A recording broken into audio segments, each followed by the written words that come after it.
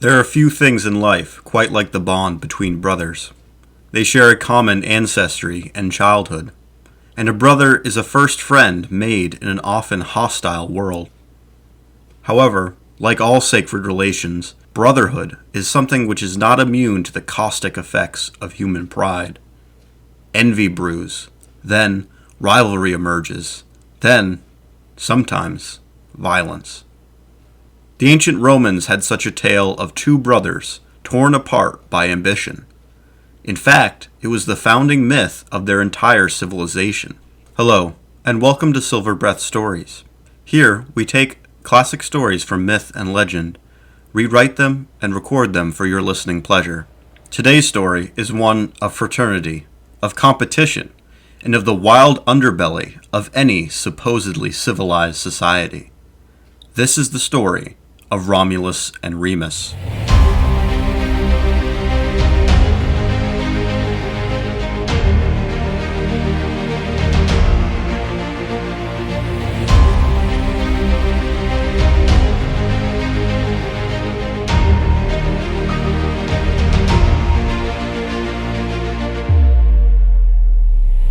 Long before Italy was ruled by Caesar, or even by the Roman Senate, the peninsula was governed by a multitude of small petty kings.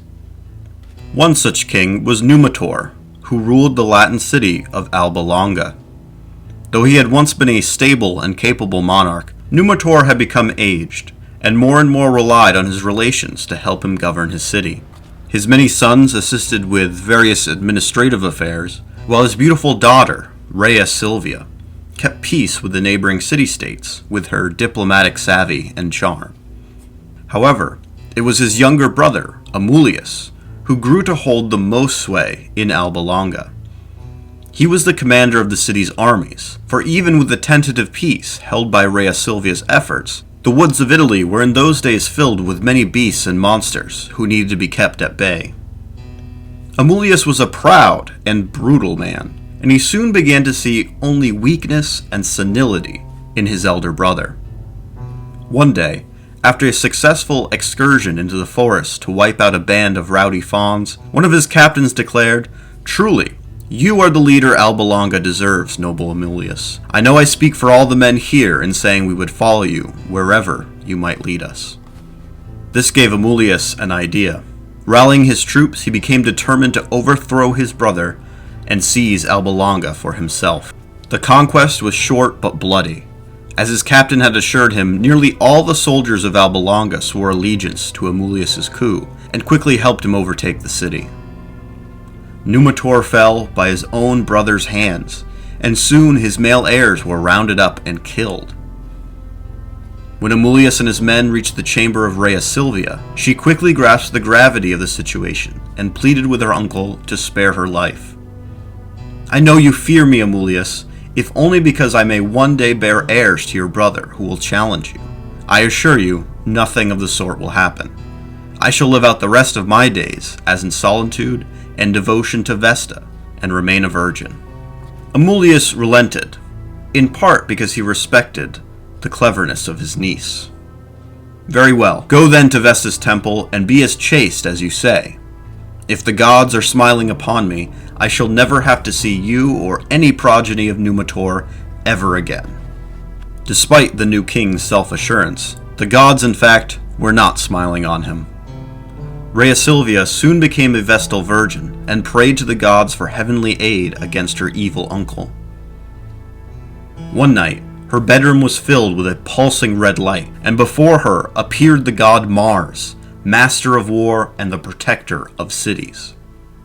Mars promised her in a booming voice that if she were to lay with him, he would provide her with an opportunity to avenge her father's death 1,000 times over.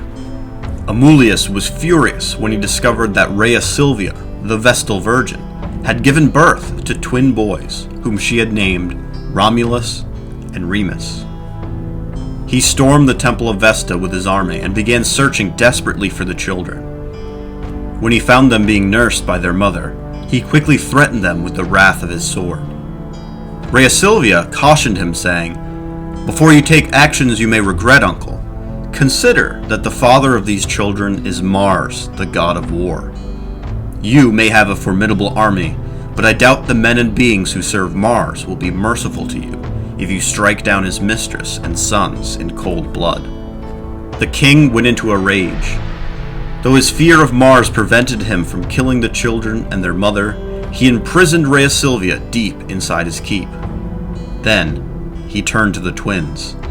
He decided the best course of action was to toss them into the river.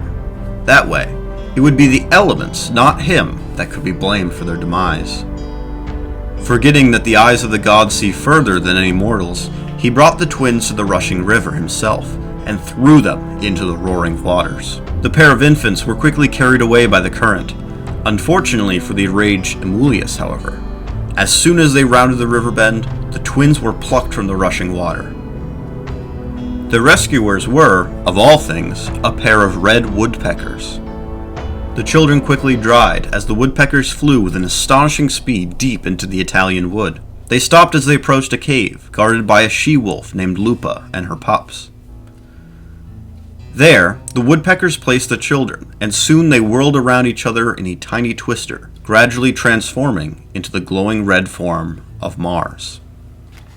Lupa bowed instinctively to Mars, recognizing him as one of the Olympian order. Her pups, who knew not of such pieties, began to explore the human children, who giggled and squirmed as the wolf pups sniffed and licked them. Mars commanded Lupa to care for the children, and to raise them in a manner befitting sons of the war god. "Treat them as you would any of your litter, she-wolf, and teach them the ways of the beast. One day I shall fetch them again by way of the weapons of war, and guide them towards their destiny. For your part in this plan, Lupa, I promise you and your pack will always be remembered, and placed on the banners and in the halls of a great people." Lupa consented to Mars's wishes, and from that day on, Romulus and Remus became part of her pack. We often today use the phrase "raised by wolves" to describe children who grow up to be savage. Romulus and Remus certainly learned savagery from their time in the wild, but other more important lessons were imparted as well. From Lupa and the wolves, they learned how to hunt for their own food, how to navigate the wilds quickly and stealthily. They also learned the importance of putting the good of the pack before themselves, and knowing when to lead and when to follow. Romulus became a powerful lieutenant among the wolves, learning from them the thrill of victory and the strength and power that was the glory of the pack. Remus learned a slightly different lesson, admiring the wolves for their cleverness and trickery. One day, the pack emerged from the wood to find a herd of sheep. These stupid and carefree creatures appeared unguarded, and so the pack descended on them with hungry maws. Romulus tackled and killed an old ram by himself, while Remus shared in the spoils his brother and sister wolves had provided. Both boys froze, however, when they heard a sudden eruption of unnatural noise, as if a flock of doves had fallen from the sky and slammed into the earth. They turned their attention from the feast to find that arrows had pierced many of their pack. The ones responsible were the shepherd of the flock, as well as his veritable army of sons. They had seen the massacre of their flock by the wolves and responded with the bow. However, when the old shepherd saw 2 young boys amongst the wolves, naked and stained with sheep's blood, he cried, "Stop!" And so his sons chased the rest of the pack off with sticks. They covered Romulus and Remus in fur shawls. The boys were of a divided mind. These men had killed their brethren, but now showed them kindness. They looked back towards the woodline where their foster mother Lupa stood. The she-wolf realized the war god had come back for his sons, though she regretted some of hers had been lost in the acquisition. She gave a sign of farewell to the boys and disappeared back into the magical wood. Romulus and Remus knew that they had fallen in with a new pack, one with much more efficient means of killing, and much greater ambitions. For the second time in their lives, Romulus and Remus came under the care of a foster parent. This time, it was the old shepherd who acted as father, just as Lupa the she-wolf had been their mother. The shepherd's name was Faustulus, and he brought the 2 wild boys into his home. Faustulus and his sons taught the twins the ways of human beings, starting with the care of the sheep they had once slain with teeth and claws.